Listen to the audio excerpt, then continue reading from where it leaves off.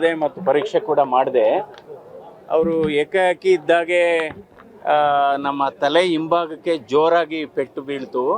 ಆ ಸಂದರ್ಭದಲ್ಲಿ ಒಂಥರ ಉರಿ ಬಂತು ಅಂತ, ಆವಾಗ ಕೂದಲು ಕೂಡ ಬಂತು ಅಂತ.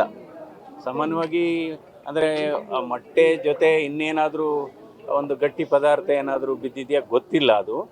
ಬಟ್ ಈಗ ಅವರು ಸ್ವಲ್ಪ ತಲೆ ಸುತ್ತು ವಾಂತಿ ಬಂದಂಗೆ ಆಗುತ್ತೆ ಅಂತ ಹೇಳ್ತಾ ಇದ್ದಾರೆ. ಯಾವಾಗಲೂ ಅಷ್ಟೇ ತಲೆಗೆ ಪೆಟ್ಟು ಬಿದ್ದಂಥ ಸಂದರ್ಭದಲ್ಲಿ ಈ ವಾಂತಿ ಬರಂಗಾಗೋದು ಅಥವಾ ತಲೆ ಸುತ್ತು ಬಂದರೆ ಒಂದು CT ಸ್ಕ್ಯಾನ್ ಮಾಡಿಸ್ಬೇಕಾಗುತ್ತೆ. ಏನಾದರೂ ಅಕಸ್ಮಾತು ಮೆದುಳು ಒಳಗಡೆ ಏನಾದರೂ ತೊಂದರೆ ಆಗಿದೆಯಾ ಅಂತ. ಸೊ ಈಗ ನಾನು ಇಲ್ಲಿ ಫಿಸಿಷಿಯನ್ ಆದಂಥ ಡಾಕ್ಟರ್ ಮೋಹನ್ ಅವ್ರಿಗೂ ಮಾತಾಡಿದ್ದೀನಿ. ಒಂದು CT ಸ್ಕ್ಯಾನ್ ಮಾಡ್ತಾರೆ ಇವಾಗ. ಅಲ್ಲ, ಅದು ಗೊತ್ತಿಲ್ಲ, ಅದೆಲ್ಲ ಪರೀಕ್ಷೆಗಳು ಮಾಡಬೇಕು. ಅದು ಮೇಲ್ನೋಟಕ್ಕೆ ಏಕಾಏಕಿ ಗೊತ್ತಾಗೋದಿಲ್ಲ. ಅಲ್ಲಲ್ಲ, ಅಲ್ಲಿ ಅಲ್ಲ ಸ್ವಲ್ಪ ಕೂದಲು ಬರ್ನ್ ಆಗಿದೆ ಸ್ವಲ್ಪ. ಸರ್, ತಾವು ಸಂಸದರಾದ್ಮೇಲೆ ಮುನ್ರತ್ ಅವರು ಟಾರ್ಗೆಟ್ ಆಗ್ತದೆ ಅಂತ ಅನ್ಸುತ್ತೆ ತಮಗೆ? ಅಲ್ಲ, ಅದು ಈಗೇನಾಗಿದೆ, ಕಳೆದ ಹಲವಾರು ತಿಂಗಳ ಘಟನೆಗಳನ್ನು ನೋಡಿದರೆ ತಮಗೂ ಹಾಗೆ ಅನಿಸುತ್ತೆ.